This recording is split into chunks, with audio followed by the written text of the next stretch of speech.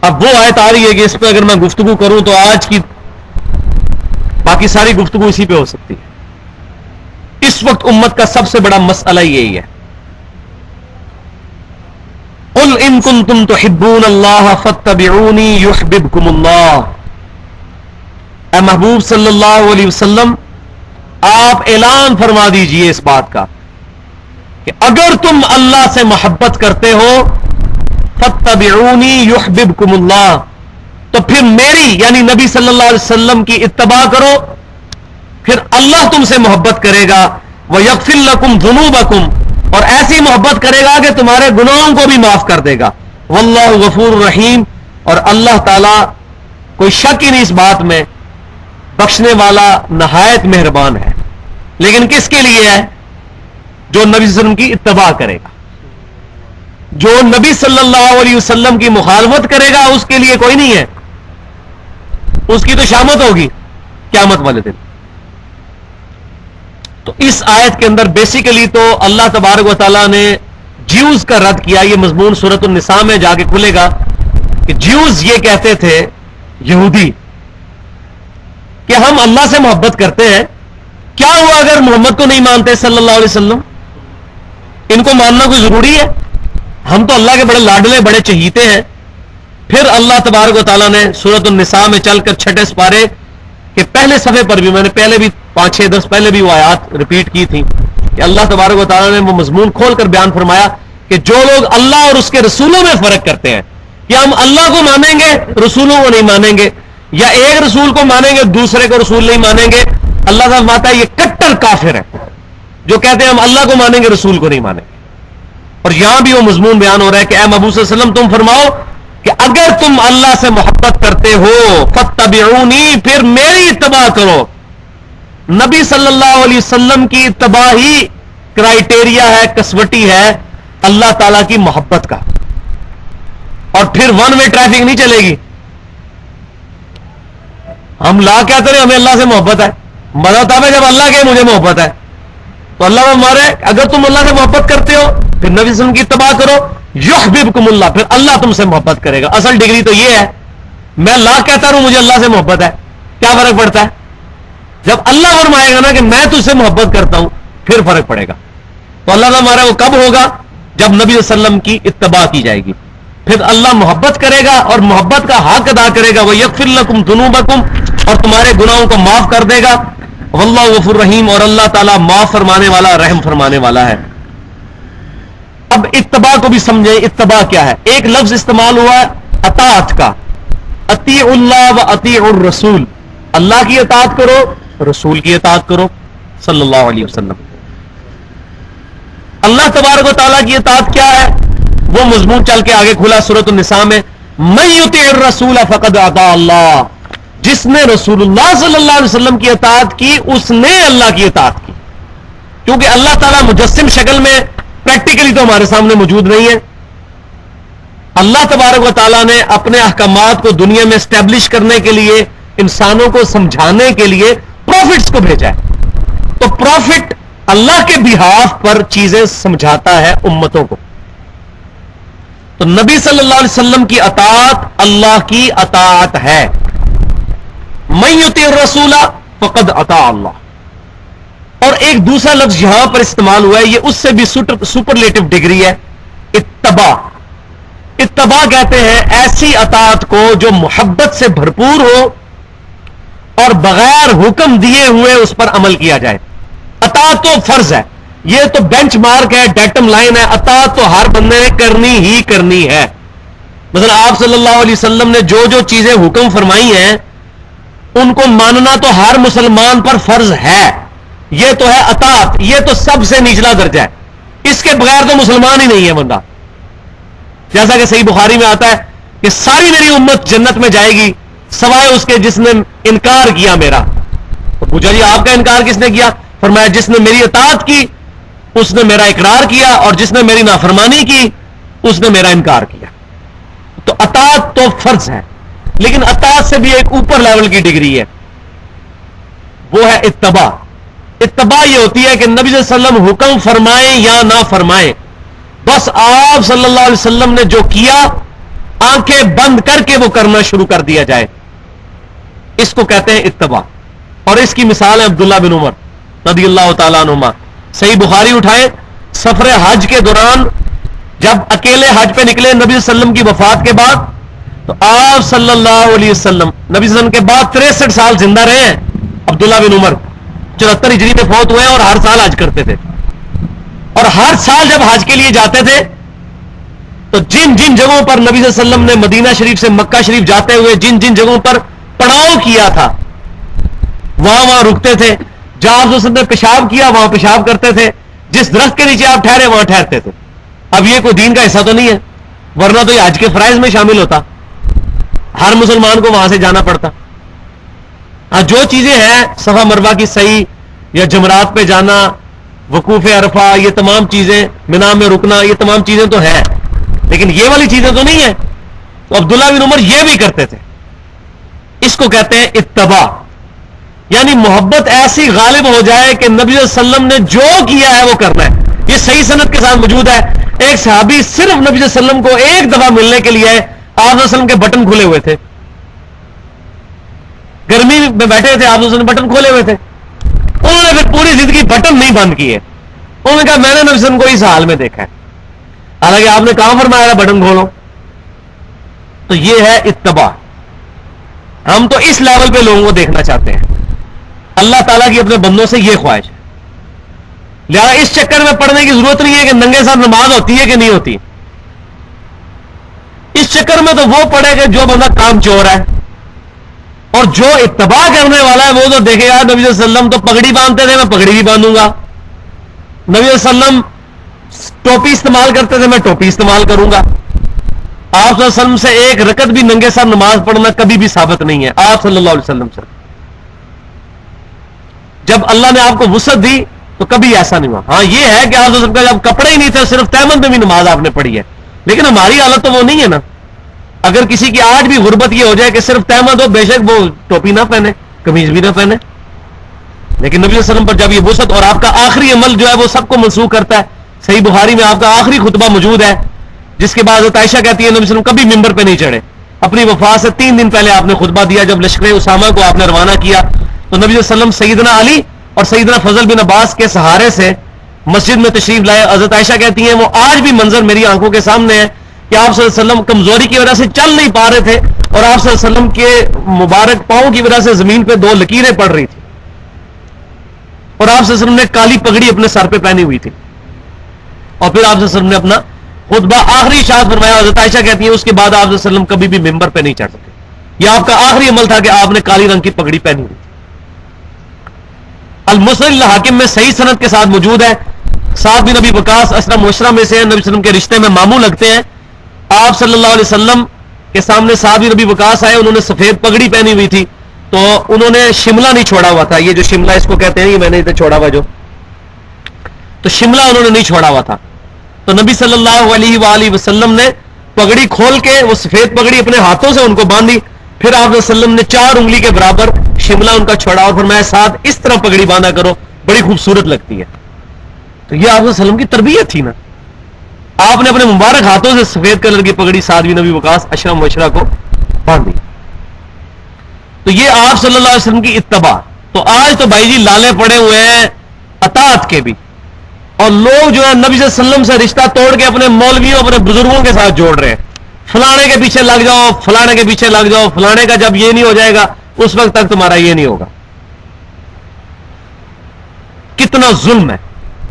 اور صحیح بخاری میں حدیث ہے، امام کائنات صلی اللہ علیہ وسلم نے فرمایا محمد فرق بین الناس، محمد صلی اللہ علیہ وسلم حق اور باطل میں فرق ہے. اور آج نبی صلی اللہ علیہ وسلم کو جو ہے وہ سائڈ پہ کر کے تو بیچ میں لا کے بزرگ کھڑے کر دیے ہوئے ہیں. اور جی یہ بھی تو وہی بتاتے ہیں جو نبی صلی اللہ علیہ وسلم بتاتے ہیں. اور جب بتایا جائے کہ نبی صلی اللہ علیہ وسلم تو کچھ اور فرما کے گئے ہیں اور آپ کے بزرگ کچھ اور کہہ کے گئے ہیں، حدیثیں بھی دکھا دی جائیں کہ بخاری میں نماز کا طریقہ یہ لکھا ہے، پھر الٹا کہنے لگے اتنے بڑے بزرگ پاگل تھے، پھر بزرگوں کو ڈیفینڈ کرنے پہ آ جاتے ہیں. یہ کتنا بڑا ظلم ہے. اور جی بیک میں ہمارا یہ عقیدہ ہے کہ نبی صلی اللہ علیہ وسلم ہی کی تعلیمات وہ بتا رہے ہیں، تو یہ ہر چیز بیک میں چلی گئی. اللہ بھی بیک میں چلا گیا، رسول اللہ بھی بیک میں چلے گئے. آپ کسی کو کہنا آپ حضرت علی سے دعا کیوں مانگتے ہیں یا علی مدد کہہ کے، وہ کہہ رہے جی پیچھے ساڑھا ہی کیتا ہے کہ اللہ ہی دیتا ہے، ادھر اللہ کو پیچھے کر دیا ہوا ہے. ادھر ہم کہتے ہیں بھئی یہ فقہ حنفی کا آپ کا مسئلہ قرآن حدیث سے ٹکراتا ہے، وہ کہنے جی اسی امام حنیفہ نے کو مقلد ہے ساڑھا پیچھے ہی کیتا کہ پیچھے نبی صلی اللہ علیہ وسلم ہی نے، نبی صلی اللہ علیہ وسلم بھی پیچھے اللہ بھی پیچھے، آپ جناب آپ آگے کھلو گے. کتنا بڑا ظلم ہے یہ، کتنا بڑا ظلم ہے. امام حنیفہ رحمۃ اللہ علیہ کا کوئی قصور نہیں ہے. آج اگر 1.75 بلین کرسچن، 2.25 ارب کرسچن حضرت عیسیٰ کو اللہ کا بیٹا کہتے ہیں، حضرت عیسیٰ کا کوئی قصور نہیں ہے، یہ ان منوسوں کا قصور ہے. اسی طریقے سے امام حنیفہ رحمۃ اللہ علیہ پہ جو لوگ جھوٹی تہمت اور جھوٹی فقہ ان کے ساتھ منسوب کر کے بخاری اور مسلم کی حدیثوں کا مذاق اڑا رہے ہیں، ٹھیک ہے، تو امام حنیفہ کا کوئی قصور نہیں ہے. انہوں نے تو فرمایا میری کوئی بات بھی قرآن حدیث کے خلاف ہو اس کو چھوڑ دو، اور مفتی کا کوئی فتویٰ اس وقت تک قبول نہ کرو جب تک میرے قول کے ساتھ وہ قرآن حدیث سے دلیل نہ پیش کرے. وہ تو اپنی قبر انہوں نے بھاری ہونے سے بچا لی ہے.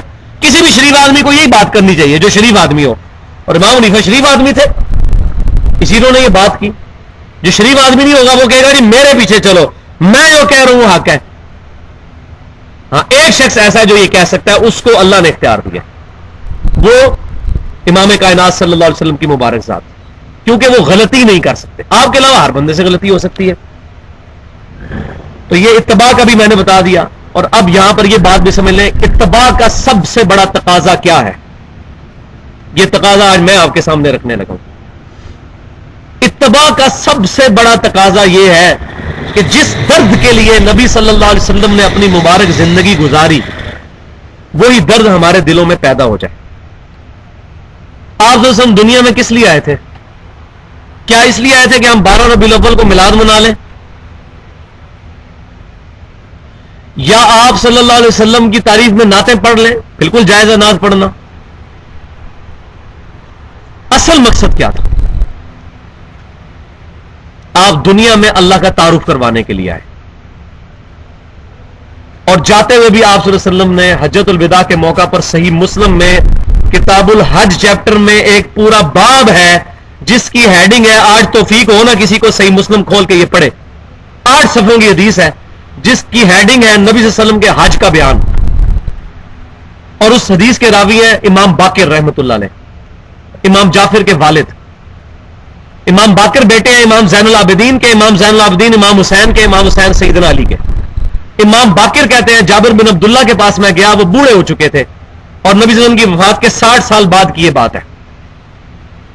بوڑھے اور نابینا ہو چکے ہوئے تھے، اور میں نے جا کر تعارف کروایا کہ میرا نام محمد بن علی بن حسین ہے. امام باقر کا نام تھا محمد بن علی بن حسین بن علی.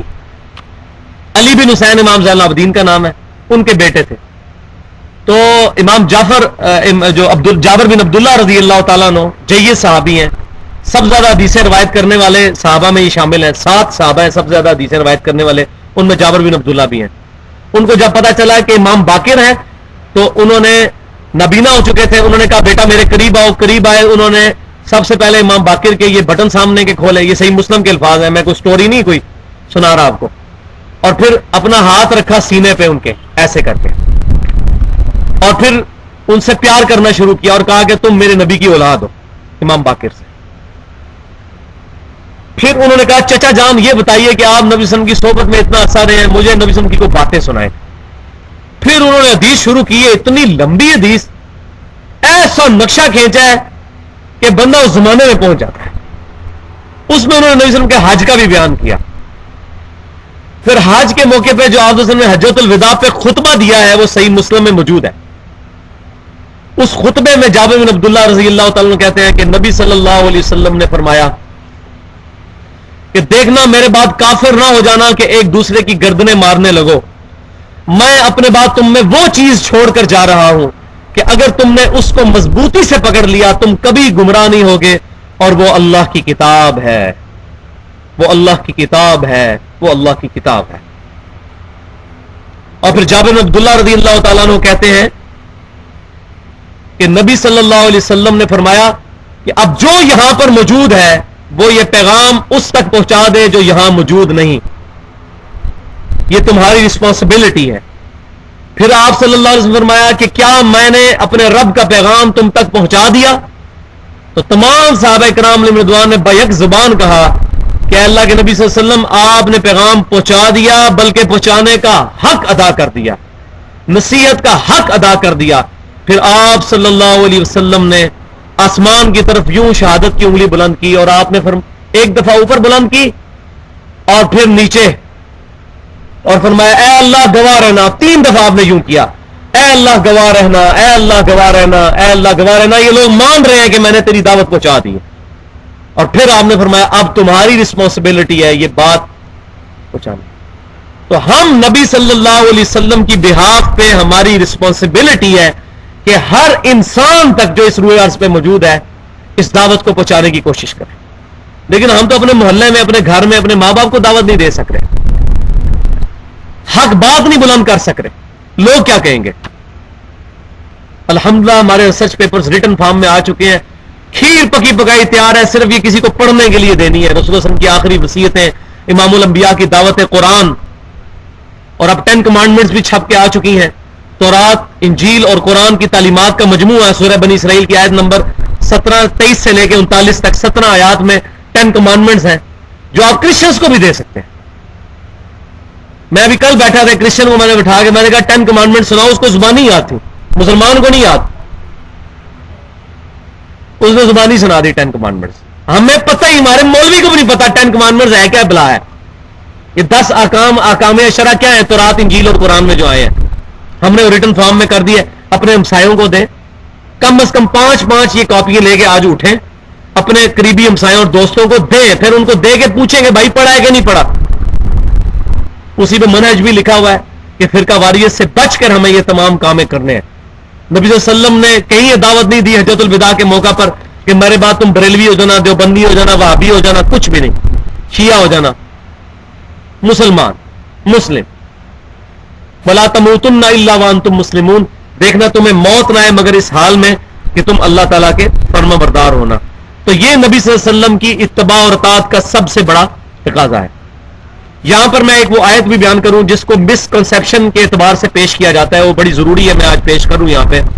سورۃ النساء کی آیت نمبر 59 ہے، یا ایھا الذین آمنوا اطیعوا اللہ و اطیعوا الرسول، اے ایمان والو اللہ کی اطاعت کرو اور رسول صلی اللہ علیہ وسلم کی اطاعت کرو، وَأُولِي الْأَمْرِ مِنْكُمْ، اور اس کی بھی کرو جو تم میں حکمران بنایا جائے۔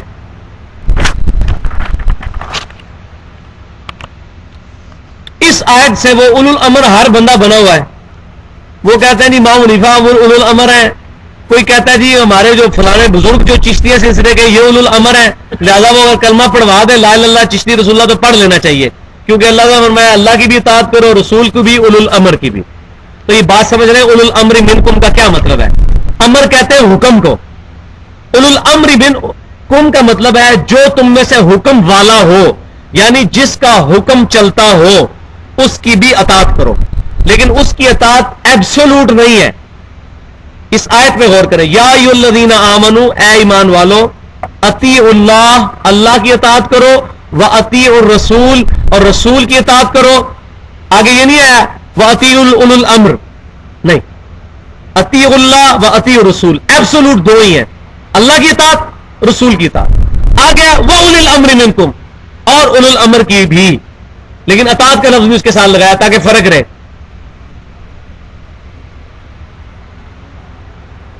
اور پھر اوپن لائسنس نہیں، خلیفۃ المسلمین کی اطاعت واجب ہے لیکن اوپن لائسنس نہیں ہے، اختلاف کر سکتے ہیں۔ ساتھ ہی فرما دیا اسی آیت میں فَإِن تَنَازَعْتُمْ فِي شَيْءٍ، اگر تمہارا جھگڑا ہو جائے آپس میں، فَرُدُّوا إِلَى اللَّهِ وَالرَّسُولِ، تو اپنے جھگڑے کو پلٹاؤ اللہ اور اس کے رسول کی طرف۔ اب اولو الامر کا نام ہی بیچ میں نکال دیا، لیکن ادھر بھی مولویوں نے خود گھسایا ہوا ہے، یہ تقلید واجب ہے، ایبسولوٹ اطاعت اللہ اور اس کے رسول کی، اور حکمران کی، خلیفۃ المسلمین کی اطاعت ہے، لیکن وہ بھی ایبسولوٹ نہیں۔ فَإِن تَنَازَعْتُمْ فِي شَيْءٍ، اگر تمہارا جھگڑا ہو جائے کسی معاملے میں، فَرُدُّوهُ إِلَى اللَّهِ وَالرَّسُولِ، اپنے جھگڑے کو پلٹاؤ اللہ اور اس کے رسول کی طرف۔ إِن كُنتُمْ تُؤْمِنُونَ بِاللَّهِ وَالْيَوْمِ الْآخِرِ، اگر تم اللہ پر اور یوم آخرت پر ایمان رکھتے ہو تو یہ بےمان کو نہیں کہا جا رہا. بےمان نہیں اللہ رسول سے فیصلہ کرے گا. بےمان کبھی بھی بخاری مسلم کھول کے نہیں دیکھے گا نماز میں کیا طریقہ کیا لکھا ہوا ہے. وہ نہ بےمان مولوی کھولنے دے گا اور نہ اس کا ماننے والا کھولنے دے گا, کیونکہ وہ تلا ہوا بےمانی پہ. ایمانداری ہوگی تو کھول کے کہا لاؤ جی بخاری پڑھو کیا لکھا ہے, ہم مانتے ہیں صحیح حدیث کو. ان کنتم تؤمنون باللہ والیوم الآخر, اگر تم ایمان رکھتے ہو اللہ پر اور یوم آخرت پر, ذالک خیر, اسی میں تمہاری خیریت ہے, واحسن تأویلا, اور یہی اسی کا انجام اچھا ہونے والا ہے. کیا اچھا ہونے والا ہے کہ جب جھگڑا ہو اللہ رسول سے فیصلہ کراؤ. تو اولو الامر کی اطاعت ایبسولوٹ نہیں ہے, ریلیٹو ہے. وہ ہر حکمران کیا ہے, اور صحابہ کرام میں کئی جھگڑے ہوتے تھے, پھر حدیث سے فیصلہ کیا جاتا تھا. مثال کے طور پر صحیح بخاری اور مسلم میں آتا ہے, جب سیدنا عمر رضی اللہ تعالیٰ عنہ شام کی طرف گئے تو وہاں پتا چلا کہ وبا پھیل چکی ہے طاعون کی, تو حضرت عمر نے کہا ہم وہاں نہیں جائیں گے. صحابہ کرام نے کہا اے امیر المومنین یہ کیا آپ اللہ کی تقدیر سے بھاگ رہے ہیں؟ اگر آپ کو یہ یقین ہے کہ موت آنی ہے تو پھر وہاں جانے سے طاعون کا مرض آپ پہ اثر نہیں کر سکتا. اگر موت نہیں وہاں لکھی, اور اگر لکھی یہاں بھی طاعون آ جائے گا. تو حضرت عمر نے یہ نہیں فرمایا کہ مجھے لازم پکڑ لو, میں خلیفہ راشد ہوں, میں جو بات کر رہا ہوں صحیح ہے. تو جھگڑا ہو گیا حضرت عمر کے ساتھ. دیکھیں امیر المؤمنین, جامعہ ترمذی میں صحیح حدیث ہے, میرے بعد کوئی نبی ہوتا تو سیدنا عمر ہوتے. اور سنن ابی داؤد ترمذی میں حدیث ہے, علیکم بسنتی وسنت الخلفاء الراشدین المہدیین, تم پر میری سنت اور میرے خلفاء راشدین کی سنت لازم ہے. لیکن صحابہ کرام کو حدیثیں پتہ تھی, اس کے باوجود ان کو پتا تھا کہ کب سنت لازم ہے, جب خلیفہ راشد کا اجتہاد قرآن سنت کے مطابق ہو. انہوں نے کہا امیر المومنین ہم آپ کی بات اس طرح نہیں مانیں گے. پھر حضرت عمر نے میٹنگ کال کی تو بلایا گیا صحابہ کرام کو جو سینئر صحابہ تھے کہ آپ میں سے کسی کو کوئی حدیث پتہ ہے طاعون کے مرض کے بارے میں؟ تو عبد الرحمن بن عوف نے کہا اشرف مشرف میں سے کہ امیر المومنین میرے علم میں ہے کہ نبی صلی اللہ علیہ وسلم سے میں نے یہ بات خود سنی ہے کہ جب سنو کہ کہیں پر طاعون کا مرض پھیل چکا ہے تو وہاں نہ جاؤ, اور جو وہاں کے رہنے والے ہیں وہ باہر نہ نکلے. تو حضرت عمر فاروق رضی اللہ تعالیٰ کا اللہ تیرا شکر ہے کہ میرا اجتہاد حدیث کے مطابق ہو گیا, میں نے جو فیصلہ کیا تھا حدیث کے مطابق.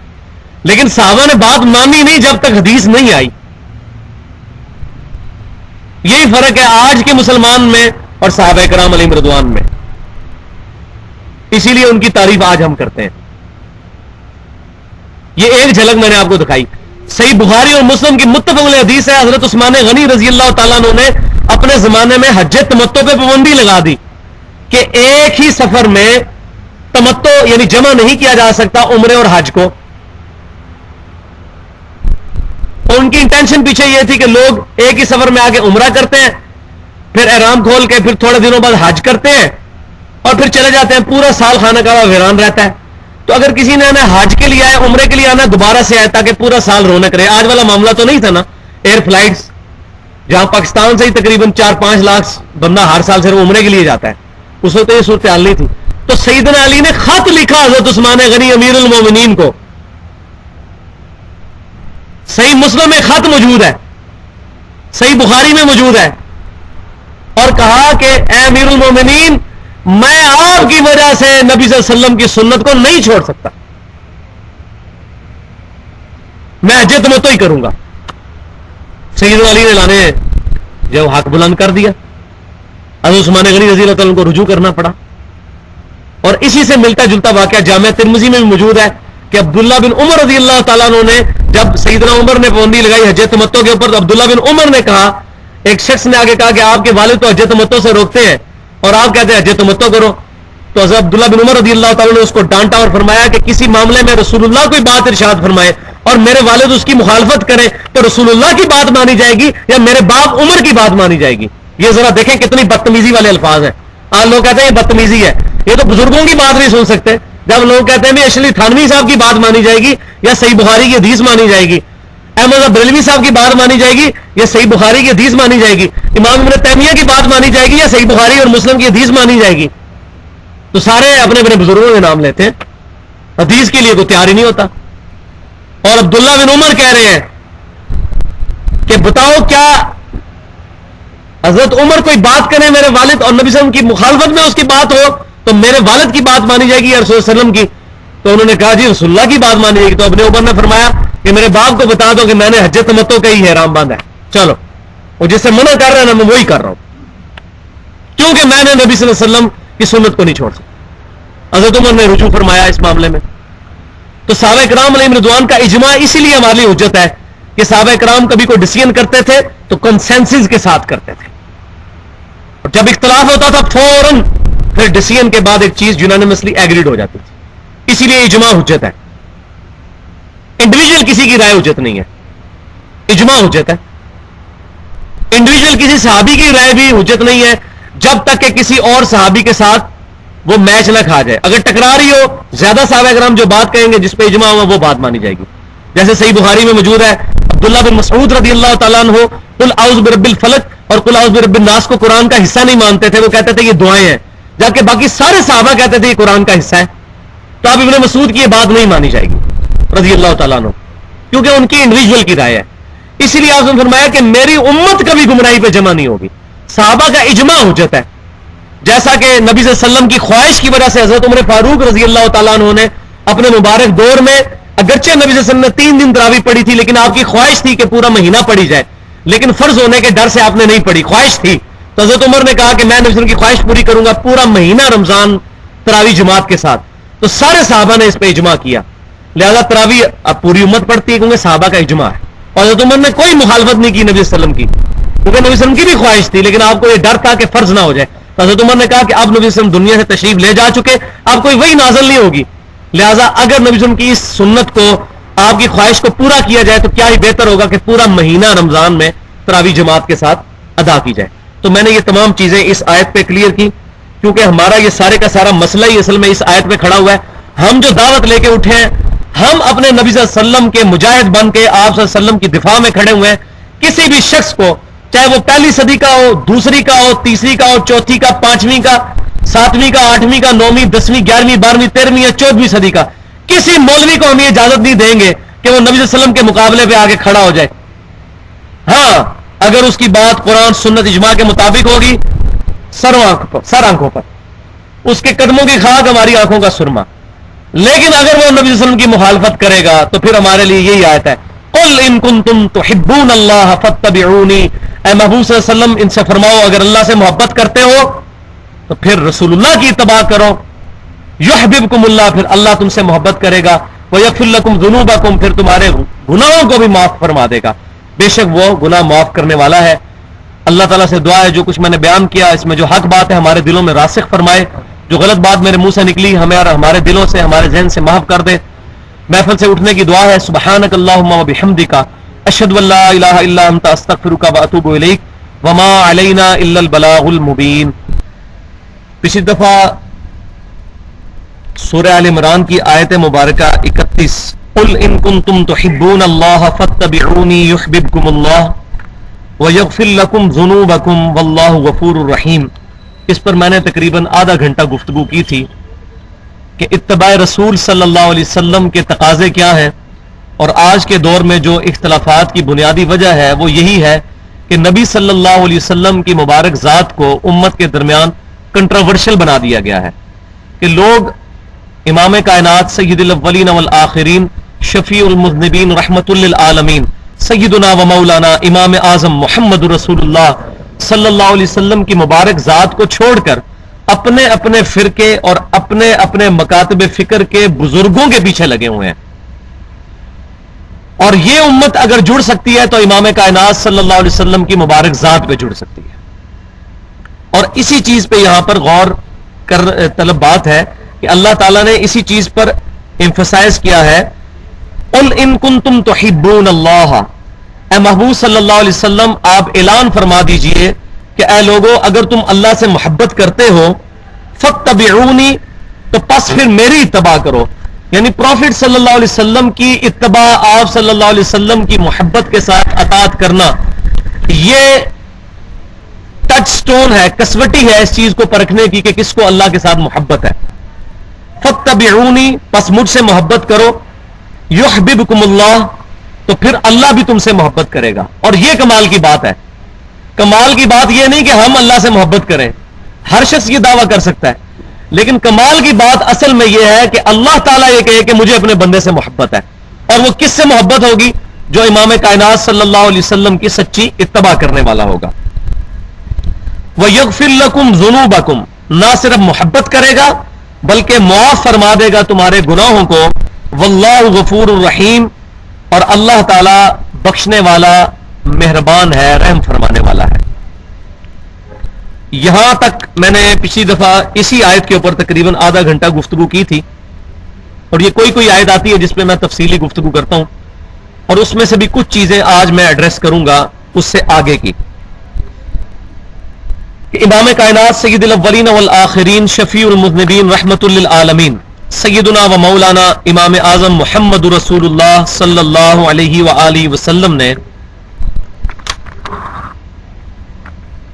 एक दफा जमीन पर एक लाइन खींची, सीधी लाइन, और फिर उस लाइन के दाएं और बाएं आप सल्लल्लाहु अलैहि वसल्लम ने काफी सारी लकीरें खींची। एक लाइन खींची यूं, उसकी दाएं तरफ भी यूं लकीरें खींची और बाईं तरफ भी, जिसको हम कहते हैं फिश बोन डायग्राम।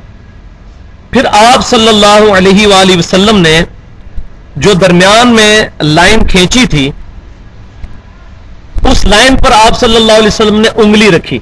यह हदीस मुस्नद इमाम अहमद में सही सनद के साथ मौजूद है।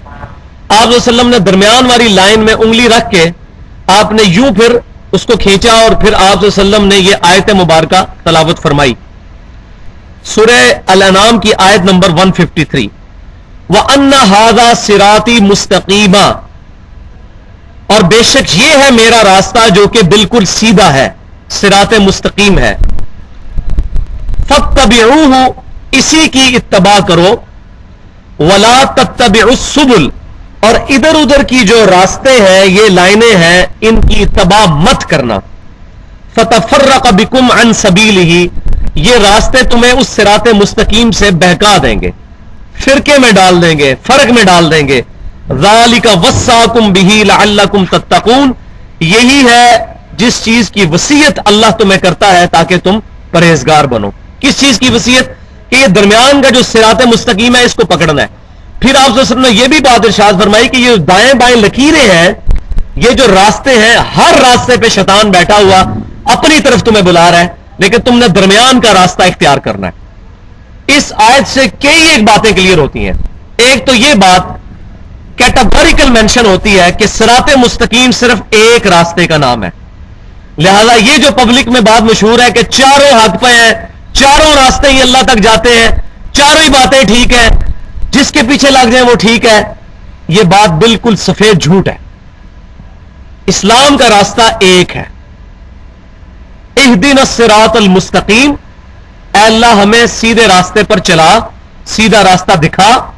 रास्ते नहीं, रास्ता सिंगुलर। सिरातल लज़ीना अनअमता अलैहिम, वो एक ही रास्ता जिस पर चल के तेरे लोग इनाम याफ्ता करार पाए।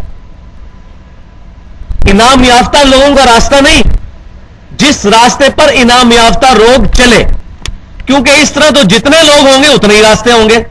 सिरातल लज़ीना अनअमता अलैहिम, एक रास्ता जिस पे अनअमता अलैहिम, जिन पर तेरा इनाम हुआ वो चले। और भाइयों, वो एक रास्ता इमाम कायनात सय्यदुल अव्वलीन वल आखिरीन शफीउल मुज़निबीन रहमतुल लिल आलमीन सय्यदुना व मौलाना इमाम आज़म मुहम्मदुर रसूलुल्लाह सल्लल्लाहु अलैहि वसल्लम का मुबारक रास्ता है। आपके मुकाबले पर अगर कोई शख्स पहली सदी में, दूसरी सदी में, तीसरी सदी से लेकर 14वीं सदी तक किसी भी पर्सनैलिटी को खड़ा करता है और उसकी बुनियाद पर यह दावा करता है कि हम इसके फॉलोअर हैं, और आप सल्लल्लाहु अलैहि वसल्लम को पसे पुश डाल देता है, उस शख्स का नबी सल्लल्लाहु अलैहि वसल्लम के साथ कोई ताल्लुक नहीं है। और यह बात फिर अगली आयत में सूरतुल अनाम की 159 नंबर आयत में आई है। इन्नल लज़ीना फर्रक़ू दीनहुम, बेशक वो लोग जिन्होंने अपने दीन में फिरके बनाए, वकानू शियाअन, और अपने आप को ग्रोहों में बांट लिया, लस्ता मिनहुम फी शै, ए महबूब सल्लल्लाहु अलैहि वसल्लम आपका उनसे कोई ताल्लुक ही नहीं है।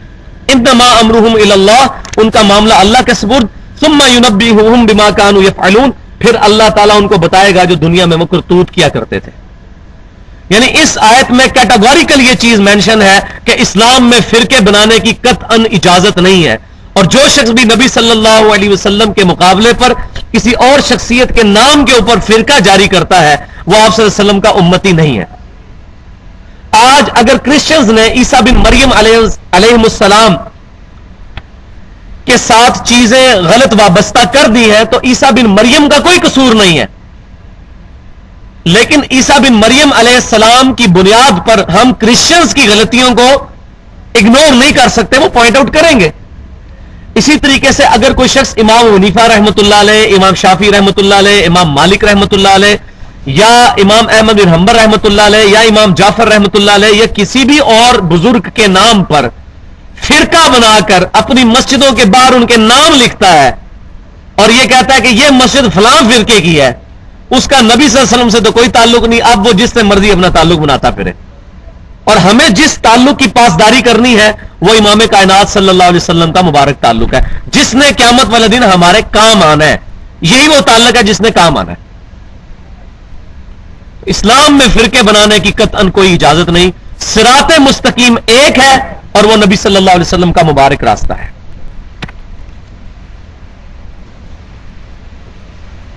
اب دوسری چیز یہ، تیسری چیز اس کے اندر وہ یہ کہ صراط مستقیم ہے کیا؟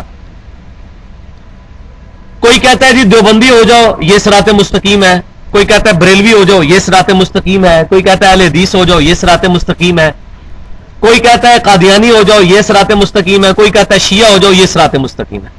ہر شخص صراط مستقیم کا حوالہ دے کر، اور ہر فرقے میں بزرگ بھی موجود ہیں، دیوبندیوں کے اپنے بزرگ ہیں، بریلویوں کے اپنے ہیں، اہل حدیث کے اپنے ہیں، اور ہر فرقہ اپنے بزرگوں کے نام لیتا ہے، صراط الذین انعمت علیہم، یہ دیکھو ان پہ اللہ نے نام کیا، ان کے ساتھ لگ جاؤ۔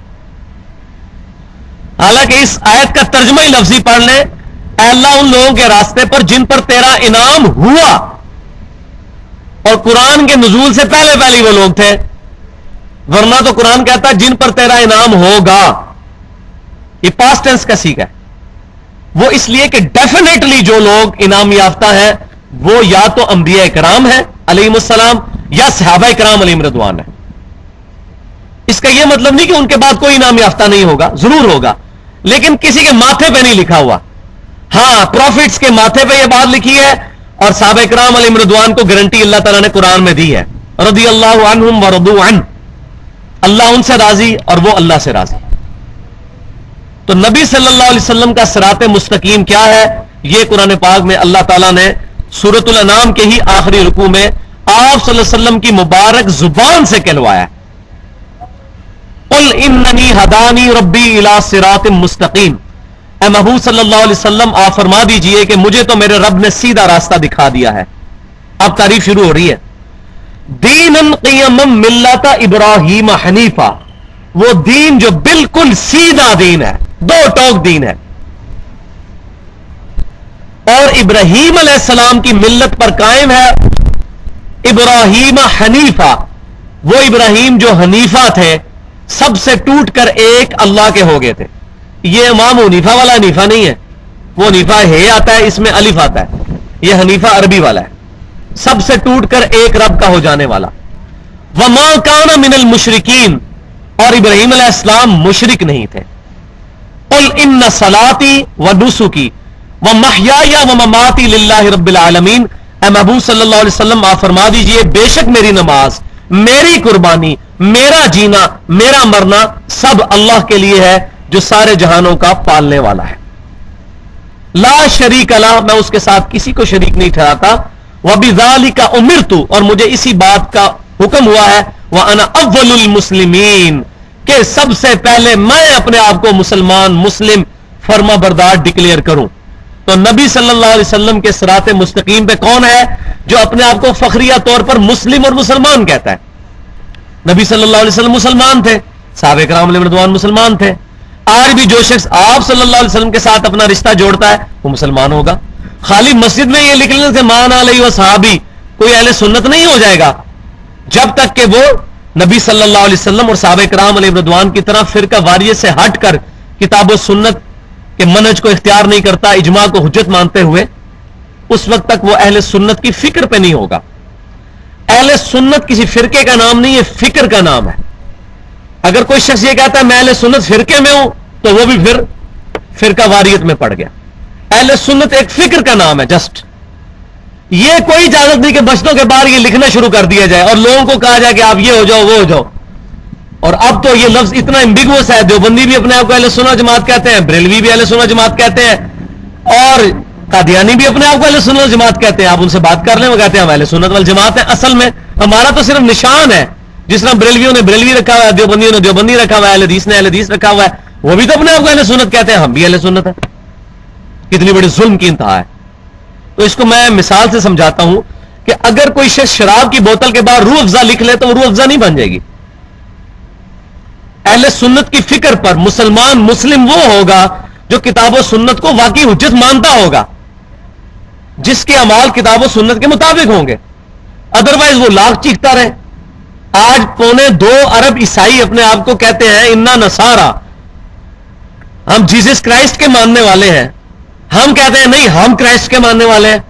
آپ تو ان کی تعلیمات سے ہی ڈیویٹ کر چکے ہوئے ہو.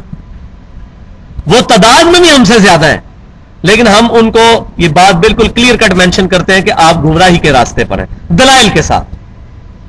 ورنہ تعداد پہ جائیں تو عیسائی حق پہ ہیں، تو دلیل کے اوپر بات ہوگی. آج بھی یہ نہیں دیکھا جائے گا اب پاکستان میں بریلوی زیادہ ہے تو بریلوی یہ کہنا شروع کر دیں کہ ہم حق پہ ہیں. ایران میں شیعہ زیادہ ہے تو وہ کہنا شروع کر دیں ہم حق پہ ہیں. بنگلہ دیش میں دیوبندی زیادہ ہے وہ کہنا شروع کر دیں ہم حق پہ ہیں. سعودی عرب میں اہل حدیث زیادہ ہے وہ کہنا شروع کر دیں ہم حق پہ ہیں. یہ کوئی بنیاد نہیں ہے. بنیاد ہوگی دلائل کے ساتھ کتاب و سنت کے منہج کے اوپر. اور چوتھی اور آخری چیز اس میں جو میں نے عرض کرنی تھی وہ یہ کہ میں نے یہ کل مجھے ایک بھائی نے دیا ایک ریسرچ پیپر میں نے پڑھا، اس پہ لکھا ہوا تھا کہ آج کے دور کا سب سے بڑا فتنہ یہ ہے کہ لوگوں کو یہ کہا جائے کہ کتاب و سنت پڑھ کے خود دیکھو کہ کیا لکھا ہوا ہے. یہ دیکھیں آپ لوگوں کی اتنی مت ماری گئی ہے.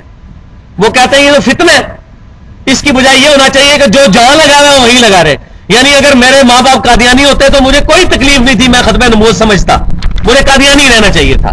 اگر کوئی شیعہ ہے وہ شیعہ ہی رہے، کوئی بریلوی ہے وہ بریلوی رہے، کوئی اہل حدیث ہے وہ اہل حدیث رہے. کوئی وہ کہتا ہے یہ شیطانی وسوسہ ہے کتاب و سنت کی آواز اٹھانا کہ آپ کتاب و سنت، یہ شیطان کی چال ہے. استغفر اللہ واتوب الیہ. اب میں بتاتا ہوں یہ چال کس کی ہے، اور اب دیکھیں کہ ان لوگوں کا حکم کہاں تک جا رہا ہے. امام کائنات سید الاولین والآخرین شفیع المذنبین رحمت للعالمین سیدنا و مولانا امام اعظم محمد رسول اللہ صلی اللہ علیہ وسلم نے اپنی وفات سے 3.25 ماہ پہلے حجۃ الوداع کے موقع پر میدان عرفات میں خطبہ ارشاد فرمایا، جو صحیح سند کے ساتھ المستدرک للحاکم علی صحیحین کا چیپٹر ہے کتاب العلم، اور انٹرنیشنل نمبرنگ کے مطابق 318 نمبر حدیث ہے. آپ صلی اللہ علیہ وسلم نے ارشاد فرمایا، حدیث کے راوی ہیں عبداللہ بن عباس رضی اللہ تعالی عنہما، میں اپنے بعد تم میں 2 ایسی چیزیں چھوڑ کر جا رہا ہوں، اگر ان کو مضبوطی سے پکڑ لو گے تو کبھی گمراہ نہیں ہوگے. ایک اللہ کی کتاب اور دوسرے اس کے رسول صلی اللہ علیہ وسلم کی سنت. اب اس ظالم سے پوچھے یہ شیطانی چال جس کو تو نے کہا، یہ تو ہمارے نبی کی تعلیم ہے صلی اللہ علیہ وسلم کہ 2 چیزیں چھوڑ کے جا رہا ہوں، کتاب اور سنت. اور سنت وہ ہوگی جو صحیح حدیث سے ڈرائیو ہوگی، کسی شخص کی ذاتی انٹرپریٹیشن نہیں، بلکہ احادیث کی کتابوں سے پتا چلے کہ یہ واقعی سنت ہے کہ نہیں. جس طرح ہمارے پاکستان میں اکثریت اس طریقے پہ نماز ہی نہیں پڑھ رہی جو نماز کا طریقہ صحیح بخاری اور صحیح مسلم میں لکھا ہوا ہے، اور کسی کو اس طرح پڑھتے دیکھیں تو کہتے ہیں یہ تو پاگل ہیں، پتہ نہیں کیا کر رہے ہیں، حالانکہ وہ خود پاگل ہوتے ہیں. اب جو بندہ مریض ہوتا ہے نا، اس کو جو کھانے والی چیز بھی دیکھ کڑوی لگتی ہے، وہ کہتا ہے چیز کڑوی ہے، حالانکہ وہ چیز کڑوی نہیں ہوتی، اس کا اپنا ذائقہ خراب ہوتا ہے. ہم خود بھی 31 سال تک گمراہی میرے، پھر اللہ نے ہدایت دی، ہمیں بھی یہ ساری چیزیں کڑوی لگتی تھیں کیونکہ خود جو بیمار تھے روحانی طور پہ. اور جب بات سمجھ آئی، اللہ تعالیٰ نے بات سمجھائی، تو پھر پتا چلا کہ نہیں، اسی کی مٹھاس ہے، عقیدہ توحید کی ہی مٹھاس ہے، عقیدہ ختم نبوت کی ہی مٹھاس ہے، اور عقیدہ امامت صرف امام کائنات صلی اللہ علیہ وسلم کے لیے رکھنا، اور آپ صلی اللہ علیہ وسلم کے مقابلے پر اپنے آپ کو کسی اور پرسنالٹی کے ساتھ اٹیچ نہ کرنا، اسی کے اندر ہی مٹھاس ہے، اسی کے اندر محبت رسول ہے، اور آپ صلی اللہ علیہ وسلم کی قیامت والے دن شفاعت حاصل کرنے کا ذریعہ بھی یہی ہے. تو کتاب اور سنت، اور کتاب اور سنت کی تعلیمات نے ہی ہمیں ایک تیسری چیز کے بعد ہے میں بھی بتایا جو ریلیٹو ٹرمینالوجی ہے، ایبسولوٹ نہیں ہے، اور وہ ہے اجماع امت. وہ المستدرک للحاکم کی صحیح سند کے ساتھ انٹرنیشنل نمبرنگ میں 399 نمبر حدیث ہے کتاب العلم چیپٹر میں کہ امام کائنات صلی اللہ علیہ وسلم نے ارشاد فرمایا کہ میری امت کبھی بھی گمراہی پر جمع نہیں ہوگی. پوری امت کا اجماع جب ہوگا وہ بھی حجت ہے کتاب و سنت کی طرح، کیونکہ کتاب و سنت نے ہی ہمیں بتایا. لہذا یہ انڈائریکٹ سورس ہے، ڈائریکٹ سورس دو ہی ہیں. مثال کے طور پر سیدنا ابوبکر صدیق رضی اللہ تعالیٰ عنہ کی خلافت یہ اجماع امت ہے. نبی صلی اللہ علیہ وسلم نے اپنا خلیفہ قرآن کو بنایا تھا قیامت تک کے لیے. صحیح بخاری کتاب المغازی انٹرنیشنل نمبر کے مطابق 4460 نمبر حدیث ہے. سیدنا طلحہ رحمۃ اللہ علیہ نے عبداللہ بن ابی اوفا رضی اللہ تعالیٰ عنہما سے پوچھا کہ کیا نبی صلی اللہ علیہ وسلم نے اپنا وصی خلیفہ کسی کو بنایا تھا جس کے لیے وصیت کی ہو؟ تو انہوں نے کیٹاگوریکل ڈینائی کیا کہ نہیں، مگر آپ صلی اللہ علیہ وسلم نے ہمیں اللہ کی کتاب پر عمل کرتے رہنے کی جو ہے ترغیب دلائی تھی. تو یہ خلیفہ ہے نبی صلی اللہ علیہ وسلم کا قیامت تک کے لیے. اور یہ انٹلیکچولی بھی بات ٹھیک ہے، کیونکہ اگر آپ صلی اللہ علیہ وسلم کسی پرسنالٹی کو اپنی جگہ چھوڑتے تو اس نے بھی تو فوت ہونا تھا. 2 سال کے بعد سیدنا ابوبکر صدیق بھی فوت ہو گئے، 13 سال کے بعد سیدنا عمر بھی شہید ہو گئے، 25 سال کے بعد سیدنا عثمان بھی شہید ہو گئے، 30 سال کے بعد سیدنا علی رضی اللہ تعالیٰ عنہ بھی شہید ہو گئے، خلافت راشدہ ختم. اور 110 ہجری میں ابو طفیل عامر بن واصلہ رضی اللہ تعالیٰ عنہ آخری صحابی وہ فوت ہو گئے. آج آخری صحابی کو فوت ہوئے بھی 1322 سال گزر چکے ہیں، لیکن الحمدللہ کتاب ہمارے پاس موجود ہے، یہ وصی ہے. تو آپ صلی اللہ علیہ وسلم نے اپنا وصی نہیں بنایا تھا سیدنا ابوبکر کو، بلکہ صحابہ کرام علیہم رضوان نے ان کو اجماع سے چنا. تراویح کی جماعت پورا مہینہ پڑھنا نبی صلی اللہ علیہ وسلم سے ثابت نہیں، آپ کی خواہش ضرور تھی. اسی خواہش کو رینیو کیا سیدنا عمر نے اور صحابہ کا اجماع ہوا. اسی طریقے سے کئی اور مسائل پہ بھی صحابہ کرام علیہم رضوان کا اجماع ہوا، اور اجماع قیامت تک کے لیے جاری ہے. ابھی 14ویں صدی میں بہت بڑا اجماع ہوا ہے کہ قادیانی فرقہ جو ہے، جو غلام احمد قادیانی کو چاہے نبی مانتا ہو چاہے مجدد مانتا ہو، اسلام سے خارج ہے. تو اس پہ بھی امت محمدیہ صلی اللہ علیہ وسلم کا اجماع ہوا ہے. اجماع قیامت تک جاری ہے. اب اگلی آیت یہ اس سے بھی سخت ہے. قل اطیعوا اللہ والرسول، اے محبوب صلی اللہ علیہ وسلم آپ فرما دیجئے کہ حکم مانو اللہ کا اور اس کے رسول کا. جو وہ شیطان صرف لوگ کہتے ہیں کہ یہ فتنہ ہے آج کل کہنا کہ جی اللہ رسول کی بات مانو، بزرگوں کو لے کے چلنا چاہیے. حالانکہ بزرگ ہمیں کہہ کے گئے ہیں اللہ رسول کے پیچھے چلیں، وہ ہمیں یہ کہہ کے گئے ہوئے ہیں. تو ہم کہتے ہیں بزرگوں کو مانے اور بزرگوں کی بھی مانے. یہ خالی بزرگوں کو مانتے ہیں. بزرگوں کو ماننا تبھی فائدہ مند ہوگا جب بزرگوں کی بھی مانی جائے گی. اے محبوب صلی اللہ علیہ وسلم آپ فرماؤ اطاعت کرو اللہ کی اور اس کے رسول کی. فَإِن تَوَلَّوْا، اور پس اگر یہ منہ پھیر دے. آگے آ جائے بھائی، ادھر آ جائے یار، آگے ہو کے بیٹھے عابد بھائی، آگے آگے.